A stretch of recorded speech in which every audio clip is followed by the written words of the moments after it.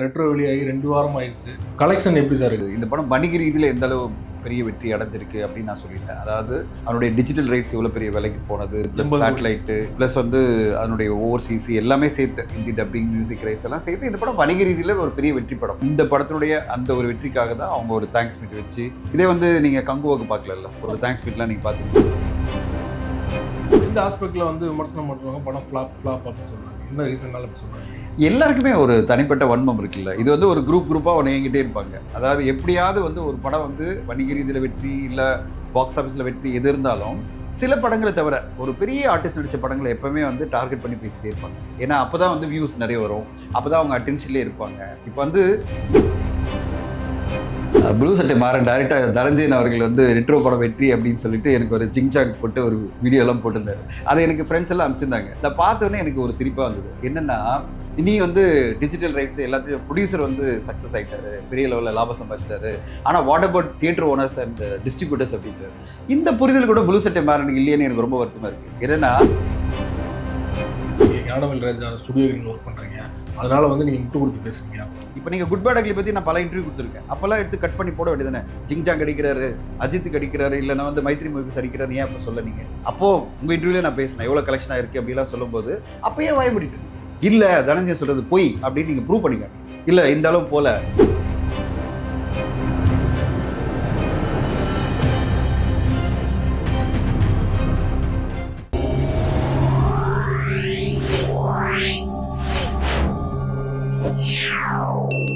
Media circle நேயர்களுக்கு வணக்கம். இன்றைக்கு நம்மோடு நேர்காணலுக்காக தயாரிப்பாளர் பாஃப்டா தனஞ்சயன் அவர்கள் மூடி நின்றிருக்கிறார். அவரோடு பேசலாம். சார் வணக்கம். வணக்கம். எப்படி சார் இருக்கீங்க? நல்லா இருக்கு. பார்த்து குட் பேட் அக்லியில் பார்த்தோம். ரெட்ரோ வந்துருச்சு. அப்படியா? ரெட்ரோ வெளியாகி 2 வாரம் ஆயிடுச்சு. கலெக்ஷன் எப்படி சார் இருக்கு? 2 வாரம் கழிச்சு கலெக்ஷன் கிட்டத்தட்ட அபிஷியலா அவங்க அனௌன்ஸ் பண்ணிட்டாங்க. ஒரு படத்தினுடைய தயாரிப்பாளர் விநியோகஸ்தர் அவங்க போடுற கலெக்ஷன் அவங்களுடைய அபிஷியல். இப்போ 104 கோடி ரூபாய் உலக லெவலில் கலெக்ஷன் அவங்க சொல்லியிருக்காங்க. உலக லெவலில் நல்ல ஒரு ரெஸ்பான்ஸ் அந்த படத்துக்காக கிடைச்சிருக்கு. நீங்கள் என்னுடைய ஒரு சமீபத்து இன்டர்வியூ எல்லாம் பார்த்துருப்பீங்க. அதில் இந்த படம் வணிக ரீதியில் எந்த அளவு பெரிய வெற்றி அடைஞ்சிருக்கு அப்படின்னு நான் சொல்லியிருந்தேன். அதாவது அதனுடைய டிஜிட்டல் ரைட்ஸ் எவ்வளோ பெரிய விலைக்கு போனது, ப்ளஸ் சேட்டலைட்டு, ப்ளஸ் அதனுடைய ஓவர்சீஸ் எல்லாமே சேர்த்து ஹிந்தி டப்பிங் மியூசிக் ரைட்ஸ் எல்லாம் சேர்த்து இந்த படம் வணிக ரீதியில் ஒரு பெரிய வெற்றி படம். அதனால தான் நான் நேற்று இன்டர்வியூலலாம் சொன்னது என்னென்னா, இந்த படத்தினுடைய அந்த ஒரு வெற்றிக்காக தான் அவங்க ஒரு தேங்க்ஸ் மீட் வச்சு, இதே நீங்கள் கங்குவாக்கு பார்க்கல, ஒரு தேங்க்ஸ் மீட்லாம் நீங்கள் பார்த்தீங்களா? அவங்க கண்டிப்பாக சூர்யா சார் வரமாட்டார்ல, அவருக்குன்னு ஒரு சக்ஸஸ்ன்னு தோணும் போது தானே பார்ட்டிசிபேட் பண்ணுவாங்க. ஸோ சும்மா சக்ஸஸ் மீட் வைக்க மாட்டாங்க யாரும். ஒரு தேங்க்ஸ் மீட்டோ ஒரு சக்ஸஸ் மீட்டோ ஒரு படக்குழு வருதுன்னு வச்சிங்களேன், உண்மையிலேயே அவங்க சந்தோஷப்பட்டு தான் வருவாங்க. உண்மையிலேயே அவங்க சந்தோஷமாக இருக்காங்க. இந்த வெற்றி அவங்களுக்கு ஒரு விஷயத்தை கொடுத்துருக்கு, ஒரு ஊக்கத்தை கொடுத்துருக்கு, நம்பிக்கை கொடுத்துருக்குன்னா அவங்க கண்டிப்பாக ஊடகங்களோட பகிர்ந்துக்கிட்டு தான் வருவாங்க. அதை தான் சூர்யா சார் பகிர்ந்துக்கிட்டாரு. அடுத்ததாக ஒரு ப்ரெஸ்ஸு கூட ஃபோட்டோ எடுத்துக்கிட்டு அவர் சந்தோஷத்தை ஷேர் பண்ணிக்கிட்டாரு. அதை விட மிக பெருசாக நான் நேற்று சொன்னது தான், அது எல்லாருமே பார்த்து உலகமே பார்த்து வியக்கிற ஒரு விஷயம் என்னென்னா, ஒரு 10 கோடி ரூபாய் இந்த படத்துல அந்த ப்ராஃபிட்டை அக்ரோ ஃபவுண்டேஷனுக்காக அவர் டொனேட் பண்ணது. இப்படி பல விஷயங்கள் பார்க்கும்போதே உங்களுக்கு தெரியணும் இந்த படம் ஒரு வெற்றி படமாக தான் இருக்குது அப்படின்னு சொல்லிட்டு. எந்த ஆஸ்பெக்ட்ல விமர்சனம் பண்ணுறாங்க, படம் ஃப்ளாப் அப்படின்னு சொல்கிறாங்க. என்ன ரீசன்னால அப்படி சொல்கிறாங்க? எல்லாருக்குமே ஒரு தனிப்பட்ட வன்மம் இருக்குல்ல. இது ஒரு குரூப்பாக ஒன்று இயங்கிட்டே இருப்பாங்க. அதாவது எப்படியாவது ஒரு படம் வணிக ரீதியில் வெற்றி இல்லை பாக்ஸ் ஆஃபீஸில் வெற்றி எது இருந்தாலும் சில படங்களை தவிர ஒரு பெரிய ஆர்டிஸ்ட் நடித்த படங்களை எப்பவுமே டார்கெட் பண்ணி பேசிட்டே இருப்பாங்க. ஏன்னா அப்போ தான் வியூஸ் நிறைய வரும், அப்போ தான் அவங்க அட்டென்ஷன்லேயே இருப்பாங்க. இப்போ இங்கே நெகட்டிவிட்டி பேசினா தான் உங்களுக்கு ஒரு பெரிய ரீச் இருக்கும். அதாவது உங்களை எல்லாரும் கவனிப்பாங்க. நீங்கள் ஒரு தைரியமாக பேசுகிறீங்க, அதாவது நெகட்டிவான விஷயங்களை தைரியமாக பேசுகிறீங்க. இதுக்கு ஒரு தைரியமா? நெகட்டிவாக பேசுறது என்ன தைரியம்? நீ கேரக்டரே நெகட்டிவாக இருக்க, நீ நெகட்டிவாக பேசிகிட்டு இருக்க. ஒரு படத்தினுடைய வெற்றியை உங்களால் ஒத்துக்கொள்ள முடியலன்னு வச்சிங்களேன், என்னை பொறுத்தவரைக்கும் ஒதுங்கி போகணும். ஒரு படத்தினுடைய வணிக ரீதியில் வெற்றியோ இல்லை பாக்ஸ் ஆஃபீஸ் வெற்றியோ உங்களால் ஏற்றுக்கொள்ள முடியலன்னா ஒதுங்கிட்டு போயிடுங்க. அதை விட்டுட்டு அதை எப்படியாவது டார்கெட் பண்ணி ஒரு படத்தினுடைய வெற்றியை குறைச்சி மதிப்பிடணும் இல்லை குறைச்சி சொல்லணும் அப்படின்னு ஒரு மனப்பான்மை இருக்குல்ல, அது ஒரு கம்ப்ளீட்டான நெகட்டிவான மனப்பான்மை. அந்த மனப்பான்மை பார்க்கும்போதே நம்மளுக்கு ரொம்ப வருத்தமாக இருக்கும். அதுக்கு அந்த நெகட்டிவான மனப்பான்மை பார்த்து தான் இப்போ நான் பேசுறது, இல்லைன்னா நான் பேசியிருக்க மாட்டேன். நான் ஒரு 4 நாள் ஊரில் இல்லை, அந்த வேவ்ஸ்க்காக போயிருந்தேன். அப்புறம் வரும்போது இப்போ உட்காந்து படத்தை பற்றி பேச வேணாம் அப்படின்னு ஒரு வாரம் கடக்கட்டும் அப்புறம் பேசலான்னு வெயிட் பண்ணியிருந்தேன். ஸோ என்னுடைய பாயிண்ட் ஆஃப் என்னென்னா, ஒரு படம் அவங்க செலிப்ரேட் பண்ணுறாங்க, ஒரு நல்ல வணிக ரீதியில் வெற்றி அடைஞ்சிருக்கு, அதை பார்த்துட்டு அப்ரிஷியேட் பண்ணி அதுலேருந்து வந்த ப்ராஃபிட்லேருந்து அவங்க ஒரு பெரிய விஷயத்துக்காக அவங்க பகிர்றாங்க, ஷேர் பண்ணுறாங்க, அதெல்லாம் பார்த்து வாழ்த்திட்டு சரிப்பா அடுத்தவங்களும் இதே மாதிரி பண்ணால் நல்லா இருக்குமே, சினிமா இண்டஸ்ட்ரியிலேருந்து சம்பாதிக்கிறத வந்து அவங்க இந்த மாதிரி நல்ல காஸ்க்கு, அதாவது நல்ல ஒரு விஷயத்துக்காக அவங்க செலவு பண்ணோம் அப்படின்னு சொன்னால் அதுதான் வந்து வரவேற்க வேண்டிய ஒரு விஷயமா நான் பார்க்குறேன். இந்த அளவுக்கு ஒரு நெகட்டிவான ஒரு விமர்சனம் வருதுன்னா அது கண்டிப்பா ஒரு காரணம் இருக்கும் இல்லையா? அந்த காரணம் வந்து வெகுவா சொல்லப்படுறது பார்த்தீங்கன்னா, முந்தைய படங்கள்ல அவர் வைத்த சில காட்சிகள், அதையும் தாண்டி வந்து பாலிவுட்ல போய் செட்டில் ஆயிட்டாங்க. இந்த மாதிரியான விமர்சனங்கள். இதையும் தாண்டி பெர்சனலா அவருடைய பொலிட்டிக்கல் ஐடியாலஜி. ஸோ இதெல்லாம் வந்து கனெக்ட் பண்ணி தான் சொல்றாங்க இல்லையா? அதெல்லாம் உண்மையா சார்? எனக்கு அதில் உடன்பாடே கிடையாது. Okay. ஃபர்ஸ்ட் வந்து ஒரு படம் என்பது வந்து நடிகனுடைய படம் கிடையாது, ஒரு இயக்குனருடைய படம். நடிகர் இதில் வந்து ஒரு கேரக்டர் பண்ணுறாரு. அவர் உட்காந்துட்டு ஃப்ரேமில், இப்போ நான் உட்காந்துருக்கேன்ல, இங்கே ஒரு புத்தா ஸ்டாச்சு இருக்குது. அதில் ஒருத்தர் வந்து கமெண்ட்டில் போட்டிருந்தாரு, புத்தா ஸ்டாச்சு வச்சுருக்க பேசுறதால நம்பாத அப்படின்னு ஒரு வீடியோ கமெண்ட்டில் பார்த்தேன். நான் சொன்னேன், யோ புத்தா ஸ்டாச்சு நான் பல வருஷமாக வச்சுருக்கேன். எனக்கு என்னென்னா புத்தருக்கு வந்து அவ்வளோ பெரிய ஞானம் இருக்குல்ல, அந்த ஞானத்தில் 1% நம்மளுக்கு வருமா அப்படின்ற எண்ணத்தில் தான் வச்சுருக்கேன். நான் புத்தர் மாதிரி இன்னும் போதிக்கல. ஸோ புத்தர்லேருந்து நம்ம ஒரு இன்ஸ்பிரேஷன் வருமா நம்ம வச்சுருக்கோம். அதுக்கும் ஒரு கமெண்ட் பண்ணுவான். இப்போ இந்த புத்தரை வச்சோன்னே நான் வந்து உடனே வேற ஒரு இதில் கம்யூனிகேட் பண்ணுறேன், அதாவது ஒரு ஐடியாலஜி கம்யூனிகேட் பண்ணுறேன் வந்து சொன்னான்னா அது எவ்வளோ பெரிய முட்டாள்தனம் அது. ஸோ இந்த மாதிரி தான், அதாவது ஏதோ ஒரு விஷயத்தை வந்து ஒரு படத்தில் இருக்குது, ஒரு பர்டிகுலர் இடத்துல வந்து ஒரு கேலண்டர் வைக்கிறாங்க அப்படின்னா உடனே அது இவர் தான் வைக்க சொன்னார்ன்ற மாதிரி இவர் பேரில் ஒரு டார்கெட் பண்ணுறதோ, இல்லை இவர் வந்து ஒரு எஜுகேஷனில் இருக்கார், ஒரு மிகப்பெரிய லெவலில் அகரம் ஃபவுண்டேஷன் மூலமாக பல பேருக்கு எஜுகேஷன் கொடுத்துட்டு இருக்காரு. அந்த எஜுகேஷன் கொடுக்கும்போது அந்த சில்ட்ரன்லாம் எவ்வளோ பாதிக்கப்படுறாங்க, அந்த குழந்தைகள்லாம் வந்து என்ன மாதிரி கஷ்டத்தை அனுபவிக்கிறாங்க. இப்போ அவங்கள அடுத்த கட்டம் போகணும், அவங்கெல்லாம் வந்து இன்ஜினியரிங் ஆகணும், டாக்டர் ஆகணும் அப்படின்னு வரும்போது அவங்க படிக்கிறதுல என்னென்ன சங்கடங்கள் இருக்குது, அப்போ என்ன மாதிரி எஜுகேஷன் பாலிசி தான் நல்லாயிருக்கும் அப்படின்னு சொல்கிறது, ஒரு அனுபவிக்கிறது சொல்கிறது கரெக்ட் தானே? அவர் அனுபவிச்சுட்டு இருக்காருல்ல, எவ்ரிடே வந்து சில்ட்ரன் வந்து என்ன மாதிரி பேசுகிறாங்க, குழந்தைகள் வந்து என்ன மாதிரி கஷ்டத்தை அனுபவிக்கிறாங்க பார்க்குறவருக்கு தானே உண்மை தெரியும். நம்மளுக்கு என்ன தெரியும்? இப்போ எனக்கு வந்து ஒரு 2 மகள், அவங்களுடைய அனுபவம் மட்டும் தான் என்கிட்ட இருக்கும், கரெக்டுங்களா? அதை தாண்டி எனக்கு எந்த அனுபவம் இருக்காது. ஆயிரக்கணக்கான குழந்தைங்களுடைய எஜுகேஷனை, அந்த பிரச்சனைகளை பார்க்குறவர் தானே அந்த பிரச்சனை என்ன தெரியும். அப்போது அந்த பிரச்சனை எப்படி அணுகணும்னு அவர் சொல்கிறது வந்து எப்படி பொலிட்டிக்கல் ஐடியாலஜி. அது வந்து இந்த குழந்தைகள் அடுத்த கட்டம் போகணும், வாழ்க்கையில் முன்னேறணுன்றதுக்காக அவர் பேசுகிற ஒரு பேச்சு, அது எப்படி வந்து ஒரு பொலிட்டிக்கல் ஐடியா, அது நோபலான தாட் தானே. அடுத்தது அவர் வந்து எந்த பொலிட்டிக்கல் பார்ட்டிக்கு அகேன்ஸ்டாகவும் பேசல, எந்த பொலிட்டிக்கல் விஷயத்துக்கும் சப்போர்ட் பண்ணல, எந்த ஒரு பொலிட்டிக்கல் பார்ட்டிக்கும் சப்போர்ட் பண்ணல. அவர் வந்து எஜுகேஷனை பொறுத்தவரையும் இப்படி குழந்தைங்களுக்கு சப்போர்ட்டாக இருக்கணும். ஏன்னா நம்ம வந்து கவர்மெண்ட் எஜுகேஷன், அதாவது இந்த எஜுகேஷன்லேருந்து வர ஸ்டூடெண்ட்டுக்கு என்ன மாதிரி நாலேஜ் இருக்குமோ அதுக்கேற்ற மாதிரி ஹையர் எஜுகேஷனுக்கான எக்ஸாம்ஸ் இருக்கணும், அந்த எல்லாமே ப்ரிப்பேர் ஆகும். இப்போ நீட்டுக்கு திடீர்னு நீங்கள் ப்ரிப்பேரே பண்ணாமல் இந்த குழந்தைங்களை நீட் எழுதுன்னு சொன்னால் எப்படி பண்ணுவாங்க? அப்போது நீட் கோச்சிங் சென்டர்லாம் எக்ஸ்பென்சிவ் ஆகுது.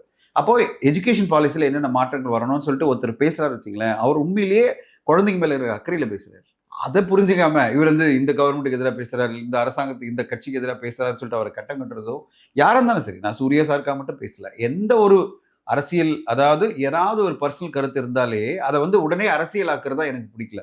இப்போ எனக்கும் வந்து பல கருத்துக்கள் இருக்குது. இப்போ எஜுகேஷனை பற்றி ஒரு கருத்து இருக்குது, ப்ளஸ் இதை பற்றி கருத்து இருக்குன்னா உடனே நான் வந்து இந்த கட்சிக்கு கெயின்ஸும் கிடையாது, இந்த கட்சிக்கு ஆதரவும் கிடையாது, அப்படி கிடையாது. நம்ம வாழ்க்கையில் பார்க்குற விஷயத்தில் நம்மளுக்கு ஒரு சில விஷயங்கள் தோணும், இது நடந்தால் நல்லா இருக்குமே, இது பெட்டராக இருக்கலாமே அப்படின்னு தோன்றது வந்து அகெயின்ஸ்ட் யாருக்கும் கிடையாது. இது இப்படிலாம் இருந்தால் நல்லா இருக்கும் அப்படின்றது ஒரு எண்ணம் தான். சூர்யா சாரையும் தாண்டி ஜோதி அவர்கள் வந்து சொன்ன ஒரு ஸ்டேட்மெண்ட் தான், அவங்க வந்து எதேச்சியா ஒரு நல்ல விதமாக தான் அந்த ஸ்டேட்மெண்ட்டை சொன்னாங்க, ஆனால் ஒரு தவறான முறையில் வந்து பரப்பப்பட்டிருக்கு. கோயில்களுக்கு பண்ணுற செலவு விட வந்து நீங்கள் கல்விக்கு கொடுக்குற செலவு வந்து அதிகப்படுத்துங்க அப்படின்னு தான் சொன்னாங்க. ஸோ அதுவுமே ஒரு காரணமாயிடுச்சா? இதெல்லாம் எவ்வளோ அப்படியே விடமாட்டாங்க போல இருக்கு, இந்த விஷயத்தெல்லாம் விடவே மாட்டாங்க போல இருக்கு. என்ன படம் அவங்க அந்த மாதிரி சொல்லவே இல்லை. அந்த மாதிரி அவங்க சொன்னது வந்து கோயில்களுக்கு செலவு பண்ற மாதிரி இதுக்கும் செலவு பண்ணணும், அப்படிதான் அவங்க செலவு பண்ண, அப்படிதான் சொன்ன மாதிரி எனக்கு இருந்ததை தவிர கோயில்களுக்கு செலவு பண்ணாம இதுக்கு மட்டும் செலவு பண்ணுங்க அப்படி சொல்ல. கோயில்களுக்கெல்லாம் இவ்வளோ செலவு பண்ணுற மாதிரி எஜுகேஷனும் செலவு பண்ணலாம், மெடிக்கலுக்கும் செலவு பண்ணலாம், ஹாஸ்பிட்டல்லாம் பெட்டர் பண்ணலாம் அப்படின்றது வந்து அரசாங்கத்துக்கு எதிராக சொன்னாங்களா?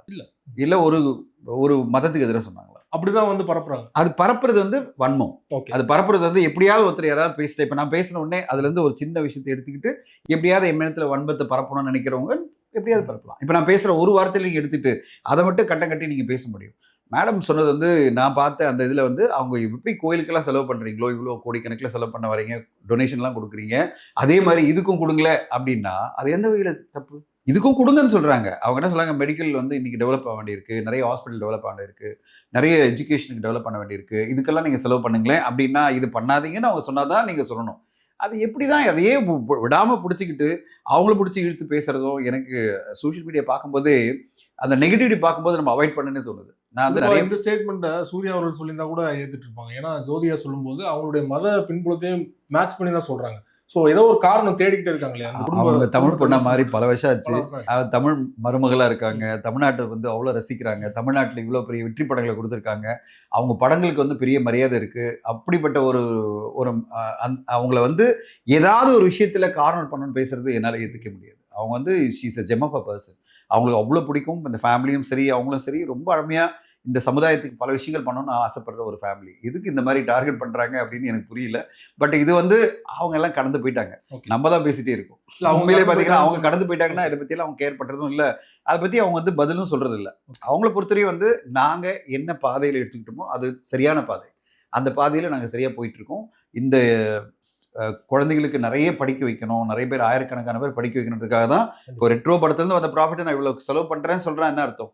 அங்கேயே வந்து அவருடைய எண்ணங்கள் வந்து எவன் எது சொன்னாலும் எனக்கு பிரச்சனை இல்லை, நான் என்னோட வழியில நிறைய விஷயங்கள் நல்லது பண்ணிட்டு இருப்பேன்னு போறாரு. அதை அப்ரிஷியேட் பண்ணுங்க. கடந்து போயிட்டாங்கன்னு நீங்க சொன்னீங்க. கார்த்திக் சுப்பராஜ்டே வந்து ஒரு தியேட்டர் விசிட் போயிருந்தாரு. அப்போ கேட்டிருந்தாங்க, இவ்வளோ நெகட்டிவிட்டி சூர்யா சார் மேலே இருக்குது, உங்களோட ஒப்பீனியன் கேட்டதுக்கு சூர்யா சாருக்காக நீங்கள் இவ்வளோ கத்துறீங்க, இதுலேருந்து தெரியுதா யார் பாசிட்டிவாக இருக்காங்களோ அவங்க மட்டும் எடுத்துக்கலாம் அப்படின்னு சொல்லிட்டு சூர்யா சாரோட மைண்ட் செட் அதான் இருக்குதா? நெகட்டிவெல்லாம் ஓரம் அவர் எப்பவுமே அதை பத்தி பேசுனதே இல்லையே. நீங்க பாத்தீங்களா, ஏதாவது ஒரு கமெண்ட்டோ இல்ல இன்ஸ்டாகிராம்லயோ ட்விட்டர்லயோ ஏதாவது போட்டிருக்காரா? அவர் என்னைக்குமே ரெஸ்பாண்ட் பண்ணதே இல்லை. அவர் இன்ஃபேக்ட் வந்து இப்ப நான் பேசினாலே அவங்க யாராவது என்ன கூப்பிட்டு திட்டுவாங்க, எதுக்கு இதெல்லாம் பேசிட்டு இருக்க, எதுக்கு இதெல்லாம் டிஃபெண்ட் பண்ற, அப்படிதான் சொல்லுவாங்க. அதாவது நண்பரா, ஒரு நண்பரா என்ன சொல்லுவாங்க, எதுக்கு நீங்க பேசணும், அதெல்லாம் வந்து நீங்க புறந்தள்ளிங்க, நீங்க புறந்தள்ளிடுங்க, நாங்க புறந்தள்ளி போயிட்டோம், நீங்க ஏன் அதை வந்து அட்டென்ஷன் கொடுக்குறீங்க, அப்படிதான் எனக்கு வந்து தகவல் வரும். ஸோ அதனால வந்து அவங்க அதை கடந்து போயிட்டாங்க. நம்மளும் கடந்து போயிட்டா பெட்டரா இருக்குன்னு தான் நான் நினைக்கிறேன். ரிவ்யூவர் ப்ளூ சட்டை மாறன் அவர் வந்து உங்கள் குறித்து ஒரு கமெண்ட் போட்டிருந்தார். நீங்க ஞானவேல் ராஜா ஸ்டுடியோ கிரீன் ஒர்க் பண்றீங்க, அதனால வந்து நீங்க முட்டு கொடுத்து பேசுறீங்க அப்படின்னு சொல்லிட்டு அவர் போட்டிருந்தார் இல்லையா? அதுக்கு உங்களோட பதில் என்ன? ப்ளூ சட்டை மாறன் டைரக்டா தனஞ்சயன் அவர்கள் வந்து ரெட்ரோ படம் வெற்றி அப்படின்னு சொல்லிட்டு எனக்கு ஒரு ஜிங்சாக் போட்டு ஒரு வீடியோ எல்லாம் போட்டிருந்தாரு. அதை எனக்கு ஃப்ரெண்ட்ஸ் எல்லாம் அனுப்பிச்சிருந்தாங்க. நான் பார்த்தோன்னே எனக்கு ஒரு சிரிப்பா வந்தது. என்னன்னா, அதுல வந்து ஒரு கமெண்ட் ஒருத்தர் சொல்றாரு, அவரோட போட்டதுக்கு வந்து ரெட்ரோ படம் வெற்றின்னு போட்டதுக்கு வந்து ஒரு சொல்றாரு. ஒருத்தருடைய கமெண்ட் எப்படின்னா, தனஞ்சய் சார் கரெக்டாக தானே சொல்றாரு, இந்த படம் digital rights plus other rights மூலமாவே அதனுடைய ப்ரொடக்ஷன் காஸ்ட் எடுத்தாச்சு, அப்போ படம் ப்ராஃபிட்டபிள் படம் தானே, அந்த ப்ராஃபிட்டபிள் படம் வந்ததோடு தானே அவங்க வந்து இவ்வளோ பெரிய டொனேஷன் பண்ணியிருக்காங்க, கரெக்டாக தானே சொல்றாருன்னு அது கீழே ஒரு கமெண்ட் சொல்றாரு. இனி வந்து டிஜிட்டல் ரைட்ஸ் எல்லாத்தையும் ப்ரொடியூசர் வந்து சக்ஸஸ் ஆயிட்டாரு, பெரிய லெவலில் லாபம் சம்பாதிச்சிட்டாரு, ஆனால் what about theatre owners and distributors அப்படின்றாரு. இந்த புரிதல் கூட ப்ளூ சட்டை மாறனுக்கு இல்லையேன்னு எனக்கு ரொம்ப வருத்தமா இருக்கு. ஏன்னா இந்த படத்தை யார் டிஸ்ட்ரிபியூட் பண்ணாங்க? ஆக்சுவலி பார்த்தீங்கன்னா அவங்க யாருக்குமே படத்தை விற்கல.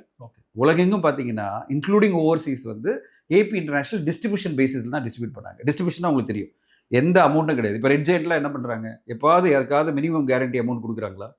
அட்வான்ஸ்ன்னு ஏதாவது கொடுத்தா கொடுப்பாங்களே தவிர மினிமம் கேரண்டி அமௌண்ட்டே கொடுக்க மாட்டாங்க. அதே மாதிரி தான் 2D என்டர்டெயின்மெண்ட் நான் வந்து பார்த்துருக்கேன் பல வருஷமா, யாருக்குமே விற்றதே கிடையாது படத்தை.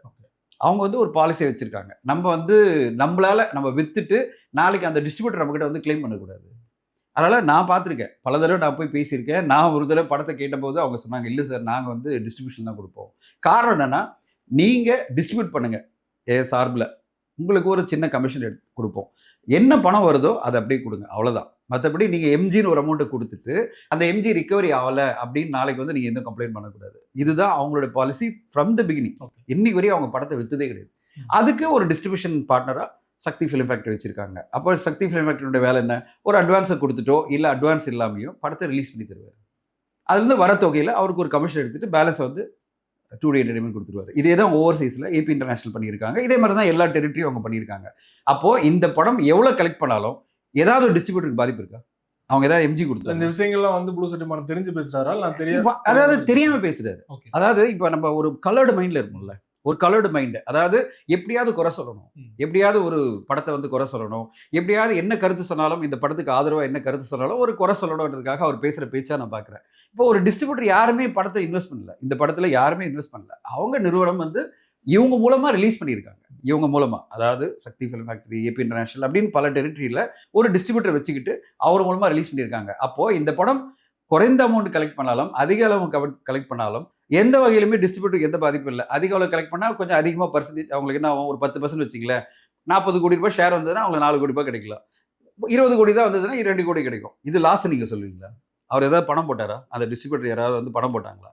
அவங்கள பொறுத்தவரை எல்லாருக்கும் ஆசை இருக்கும், படம் பெருசாக பண்ணால் நம்மளுக்கும் பெருசாக ஷேர் கிடைக்குமே, அதாவது 10% கமிஷன் கிடைக்குமே, அவ்வளோதானே தவிர மற்றபடி அந்த டிஸ்ட்ரிபியூட்டருக்கு 1% லாஸ் கிடையாது, ₹1 லாஸ் கிடையாது. இப்போ அடுத்ததாக சொல்கிறாரு திரையரங்கு ஓனருக்குலாம் லாஸ்ன்னு. எந்த திரையரங்கு ஓனர் இந்த படத்துக்காக மினிமம் கேரண்டி கொடுத்தாங்க? யாராவது மினிமம் கேரண்டி அமௌண்ட் கொடுத்தாங்களா? இந்த படத்தை பொறுத்தவரையும் இல்லை, பல பெரிய பட்ஜெட் படங்களுக்கு நான் வந்து திரையரங்க மேனேஜ் பண்ணிட்டு இருக்கிறது நான் சொல்கிறேன். எந்த படத்துக்கும் குட் பேட் அக்லிக்கும் சரி, அதுக்கு முன்னாடி வந்த பல படங்களுக்கும் சரி, எந்த தியேட்டர் ஓனருமே மினிமம் கேரண்டி அமௌண்ட் கொடுக்குறது கிடையாது. அட்வான்ஸ் மட்டும் தான் கொடுக்குறாங்க. அட்வான்ஸ் என்னன்னு அர்த்தம்?